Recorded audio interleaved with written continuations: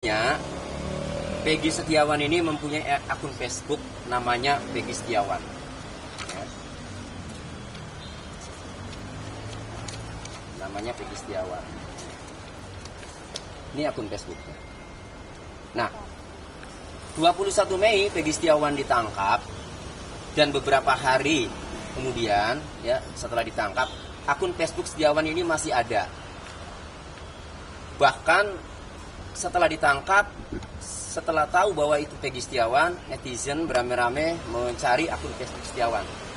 Kemudian netizen berhasil men-screenshot, memfoto layar postingan-postingan Peggy Setiawan. Setelah ramai, postingan-postingan Peggy Setiawan itu muncul yang menunjukkan bahwa Peggy Setiawan itu berada di luar Cirebon, berada di Bandung. Kemudian Facebook itu hilang, akun Facebook itu. Nah, setelah hilang, saya dalam satu acara di stasiun TV swasta menanyakan kepada penyidik, harus menjawab kenapa akun Facebooknya hilang. Lalu kemudian tidak lama akun Facebook itu muncul lagi. Namun setelah muncul akun Facebook itu, postingan-postingannya sudah tidak ada. Apa saja postingannya? Postingannya adalah 12 Agustus 2016, Peggy Setiawan menulis status Bismillah on the way Bandung. Dia bahkan get tetek. Artinya ini mau ke Bandung nih, Bismillah ya, perjalanan ke Bandung. Sendirian juga berani. Jadi 12 Agustus Peggy Setiawan pergi ke Bandung. Kemudian masih 12 Agustus, alhamdulillah nyampe. Nunggu jemputan lama, bingit. Kan? Nunggu jemputan lama banget. Nah, kemudian 17 Agustus 2016 Peggy Setiawan menulis mengais rezeki di kota orang. Ya, artinya kan di luar, bukan di kota sendiri kan, di kota orang. Nah, kemudian 24 Agustus Peggy Setiawan menuliskan status lupa suasana kampung halaman. Nah, kemudian 1 September Peggy Setiawan menuliskan, ya Allah, saya nggak tahu apa-apa tentang masalah ini. Kenapa saya kena getahnya? Cobaan yang Engkau berikan begitu berat, ya Allah. Tanda serunya sampai banyak. Ini kejadian itu kan tanggal 27 Agustus 2016. Tanggal 30 Agustus 2016, 3 hari setelah kejadian, polisi itu mendatangi rumah ibu Peggy, mengamankan sepeda motor Peggy Setiawan, motor Suzuki Smash berwarna ungu atau pink, dan membawa motornya Pak Suparman, adiknya ibu, yang tidak ada kaitannya, yang tidak bisa dicurigai sebagai barang bukti ya.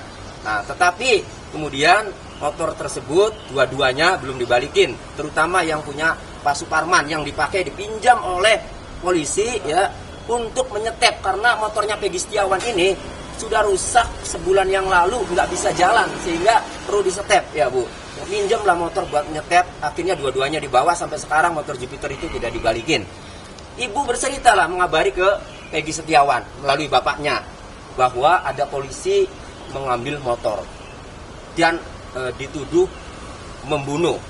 Oleh karenanya nulis status ini 1 Septembernya Peggy Setiawannya kan, ya Allah, saya nggak tahu apa-apa tentang masalah ini, kenapa saya kena getahnya?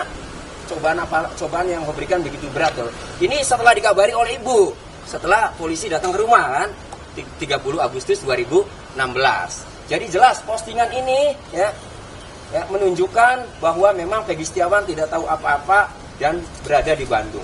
Lalu ada lagi postingan yang lebih penting, yang tidak kalah penting ya. Di sini 10 Desember 2016. Pulang. Karena proyeknya Peggy Setiawan berada di Bandung itu sejak Juli sampai akhir November itu habis. Bahkan menurut keterangan Pak Agus Aceng di sana ya, di Rancakasiat, sangat ingat bahwa Peggy Setiawan, ayahnya bernama Rudi, itu pulang barengan dengan 2 anaknya setelah proyek selesai. Kapan proyek selesai? Proyek selesai adalah akhir November. Makanya ditulis di sini 10 Desember pulang, jadi nyambung. Nah, kemudian ini ya Allah, tiap hari berangkat pagi pulang malam, kagak punya waktu buat dikirim main. Nah, rangkaian-rangkaian seperti ini ya Kami menilai ini sangat penting, ini menguntungkan Peggy, menguatkan Peggy bahwa pada saat kejadian berada di Bandung, bukan di Cirebon. Tapi postingan-postingan yang bagi kami penting, ini hilang setelah muncul lagi akun Facebooknya. Maka kami menanyakan pada hari kedua tes psikologi, saya tanya kepada Peggy, ini akun Facebook kamu? Saya tunjukin kan, ini akun Facebook kamu. Betul Pak. Kok postingan-postingan kamu hilang? Ya nggak tahu Pak. Kamu masih bisa nggak di penjara di dalam sel untuk mengendalikan posisi? Enggak Pak. Saya tanya, penyidik pernah minta password nggak? Iya Pak, pernah minta. Oh pantas kata saya. Pada saat saya nanya, ada Pak Kanit, Pak Denny Mukhtar itu, karena mau turun ke lift, ya saya tanya dulu. Karena pengacara punya hak untuk bertanya kepada tersangka, kepada kliennya, kan itu. Jadi ada dua dasar. Satu, postingan Facebooknya hilang. Kedua, Peggy Setiawan menjelaskan kepada kami bahwa penyidik pernah meminta password. Atas dasar itu, karena kami menganggap akun Facebook postingan-postingan ini menguatkan alibi Peggy berada di Bandung, sementara dihilangkan, maka ini tidak fair kalau memang dihilangkan oleh penyidik. Kami menduga, ya, kalau memang dilakukan oleh penyidik ini kan namanya mengutak-atik barang bukti yang harus dijaga seharusnya keutuhannya. Oleh karenanya, ya, biar ada kejelasan, biar ada kepastian hukum, kami mencoba mengadukan permasalahan ini ke Propam. Biar ditindaklanjuti, biar diproses sesuai dengan ketentuan hukum yang berlaku. Kalau hasilnya kemudian, oh dikunci saja, ya bagus lah.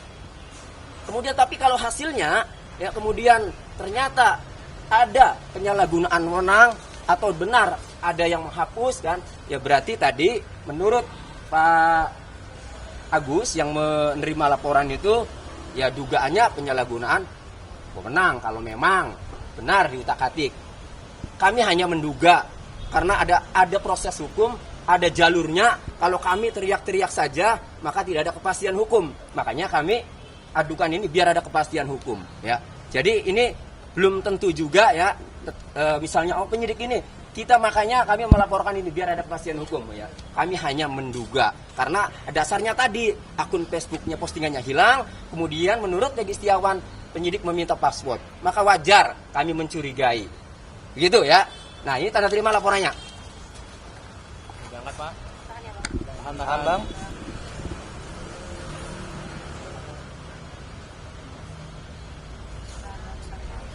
Boleh Pak ke kanan lagi, kanan tengah-tengah. Mana dulu ini dulu ya. Tahan Bang.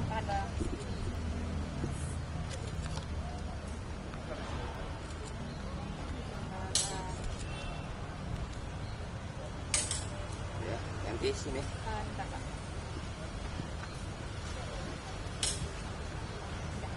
Sini ya.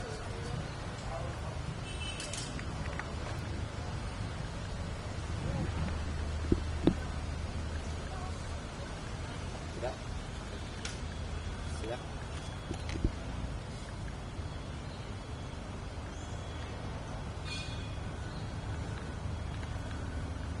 Jadi kami minta kepada Bapak Kapolri dalam hal ini Kadipropam Polri agar segera menindaklanjuti pengaduan kami karena ini sudah ramai, sudah viral ya. Biar ada kepastian hukum demi menjaga kinerja proses penegakan hukum yang saat ini dilakukan oleh Direskrim Polda Jawa Barat. Tadi Pak Agus selaku SPK penerima pengaduan ini nanti dalam 20 hari akan dihubungi, akan diberitahukan SP3D, surat perkembangan penanganan Dumas. Ya. Jadi ini namanya Dumas. Jadi dalam waktu 20 hari. Itu. Jadi kami berharap ya dengan diadukannya mengenai postingan Peggy Setiawan yang hilang ini ya, maka akan ada kejelasan. Intinya gini, harus fair lah. Kalau memang adanya seperti ini, bukti-bukti ini ya biarkan harus fair. Kalau memang harus sampai ke pengadilan, biarlah nanti hakim yang menentukan. Biar hakim yang memutuskan. Apakah dengan postingan Peggy Setiawan ini menguatkan Peggy berada di Bandung kan? Itu. Tapi yang jelas Kami sangat yakin kenapa kami harus melaporkan. Karena DPO-nya itu Peggy alias Peron, bukan Peggy Setiawan. Dari putusan pengadilan pun, pengadilan atas nama 8 terpidana yang sudah divonis 8 tahun yang 7 seumur hidup, jelas putusan pengadilannya tidak ada menyebut nama Peggy Setiawan yang adalah Peggy alias Peron. Kendaraan yang disitanya pun dalam putusan pengadilan yang dijadikan barang bukti, 11 pelaku yang 8 divonis, 3-nya DPO Andi, Dani dan Peggy alias Peron. Kendaraannya ada 7 sepeda motor, tidak ada menggunakan motor Suzuki Smash.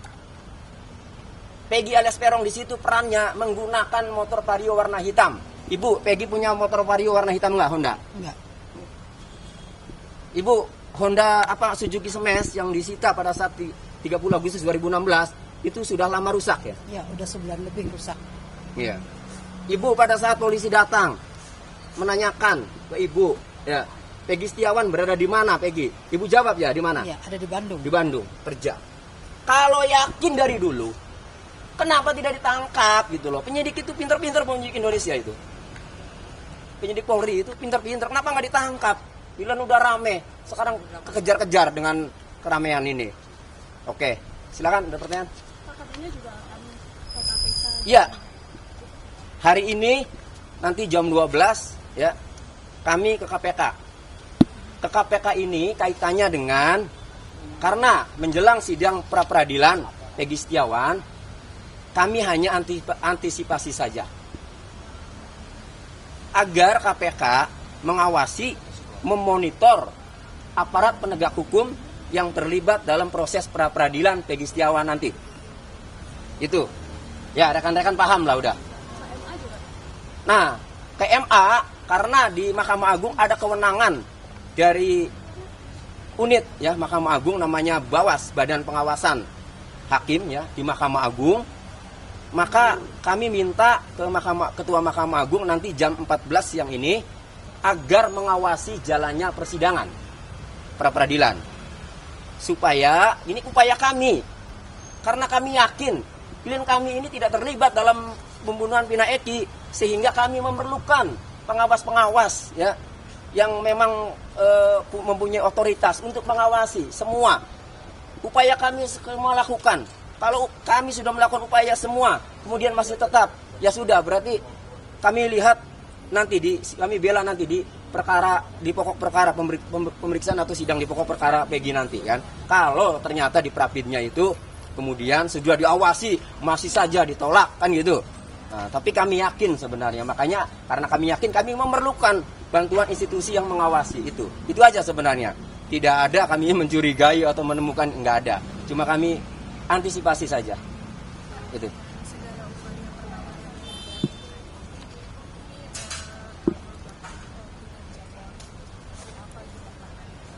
Ibunya Bang. Ya, silakan. Ya, kalau menurut tim kami memang ini tidak ada ketransparansian dari penyidik. Ya, makanya kan kinerja Polri itu kan sekarang sedang menurun kalau di mata masyarakat karena kasus viral ini. Makanya untuk itu kami berharap kalau memang buktinya lemah ya tolong Peggy segera dibebaskan, karena memang kita sebagai tim kuasa hukum juga yakin bahwa Peggy Setiawan bukanlah orang yang dimaksud. Kalau memang itu adalah motifnya pembunuhan berencana, tentunya haruslah mereka saling kenal. Tapi Peggy Setiawan tidak mengenal Vina maupun Eki. Dari situlah alibi kita. Dan kemudian juga pada saat tanggal 27 Agustus 2016 Peggy Setiawan itu memang sedang berada di Bandung, dan itu pun dibuktikan dengan postingan-postingan dan juga saksi alibi yang memang sudah kita kemukakan kepada media. Ibu, menurut Ibu ini tampak buru-buru nggak sih polisi mengingat ini kan berkas Peggy? Iya betul, sementara. memang terburu-buru. Padahal sih kita melihatnya itu bukti-bukti sangat lemah gitu dari pihak kepolisian. Kan tahu sendiri waktu di press release itu kan buktinya adalah cuma KTP, ijazah gitu, tidak ada bukti yang terkait pada pembunuhan seperti itu. Makanya tolong bebaskan Peggy Setiawan ini karena memang dia bukan Peggy alias Peron seperti apa yang tertera dalam DPO putusan inkrah. Karena yang di dalam DPO putusan inkrah itu kan alamatnya saja sudah berbeda. di Banjarwangunan. Sementara Peggy Setiawan ini, klien kami ini ada di Kepongpongan dan umurnya pun ya jauh berbeda dengan DPO seperti itu, dengan ciri-ciri pun ya berbeda. Makanya tolong pihak kepolisian kalau memang bukti-bukti lemah ya akui saja dan bebaskan Peggy Setiawan klien kami tersebut. Harapannya terhadap Kapolri gimana nih Bu? Karena kan pasti ada Kapolri harus Kapolri harus segera menindak tegas kepada oknum-oknum memang yang terlibat atau adanya rekayasa di dalam kasus Peggy, kasus pembunuhan Vina dan Eki ini. Ibu mungkin tanggapannya terkait dengan 18 saksi yang memerankan Peggy. Dan beberapa saksi itu kan sudah ada yang mencabut BAP-nya karena memang adanya rekayasa dari awal. Dari 3 saksi fakta yang kita tahu yaitu Aep, Dede dan juga Liga Akbar, itu Aep dan Dede kita ragukan karena memang dia tidak hadir di persidangan, hanya dibacakan saja kesaksiannya. Dan Liga Akbar kemarin sudah mencabut BAP-nya di putusan Inka itu karena dia tidak tahu menahu sebenarnya tentang masalah ini. Berarti kan memang ini benar-benar ada rekayasa, apalagi dengan 2 DPO yang dihilangkan, itu Dani dan Andi. Kemudian ini kan ada apa gitu, benar-benar rekayasa. Kalau memang 2 DPO itu fiktif ya berarti Peggy pun fiktif kalau menurut tim kita. Dan memang Peggy Setiawan yang klien kita itu memang bukan pelakunya karena dari ciri-ciri DPO pun berbeda faktanya. Untuk kondisi Peggy sendiri, Bang, Ya, kondisi Peggy saat ini baik-baik saja, tidak mengalami tekanan Mudah-mudahan. atau penganiayaan yang diceritakan oleh terpidana yang terdahulu, karena sekarang saat ketangkep juga sudah viral kan, sudah rame. Jadi ya mana berani lah ya, kalau memang dulu itu terjadi. Kalau sekarang mana berani, dikawal rekan-rekan media juga kan, selalu update perkembangannya. Baik-baik saja, hanya kelihatan lebih kurus saja daripada yang pertama kali ditampilkan saat konferensi pers Polda Jawa Barat itu aja. Pak, kemarin itu Kadif Humas Polri bilang bahwa dalam kasus Peggy Setiawan ini ada indikasi ayahnya terlibat dalam menyembunyikan dengan adanya keterangan mengganti nama kan gitu. Urusan rumah Nah tangga. itu bagaimana, dan itu kan bisa Kadif Klarifikasi ya. lembaran baru gitu ya, membuka kemungkinan lembaran baru kasus terkait dengan dugaan terorisme Peggy. Gimana? Ya, jadi ya itu silakan penyidik ya. Penyidik itu kan mencari alat bukti yang menguatkan agar Peggy Setiawan yang sudah ditetapkan tersangka itu memang banyak bukti petunjuk atau bukti-bukti lainnya kan. Silakan saja nanti dibuktikan di pengadilan kan. Yang jelas pertama, yang paling mendasar adalah ya, tidak bisa orang dikatakan menyembunyikan. Kalau kami masih meyakini ini kan bukan DPO-nya gitu, Peggy Elias Peron ini Peggy Setiawan orang yang berbeda, kan begitu. Nah jadi mau yang dilakukan ayahnya itu ya, kalau memang benar juga tidak bisa dikatakan menyembunyikan. Silakan pidananya apa, buktikan aja dulu Peggy Setiawannya pelaku atau bukan. Kalau Peggy Setiawannya bukan pelaku, mau apa? Masih nggak pakai otak. Terkait dengan Ya. pergantian nama, Nah pergantian nama itu memang nama gaulnya Robi. Robi Setiawan. Iya, dan nama adiknya itu Robi Setiawan. Memang nama gaul kalau menurut keterangan adiknya juga ya di sana. Tetapi tidak ada hubungannya, dan sejak sebelum 2016, sebelum kejadian itu juga memang nama gaulnya Robi kalau menurut informasi dari keluarga ya.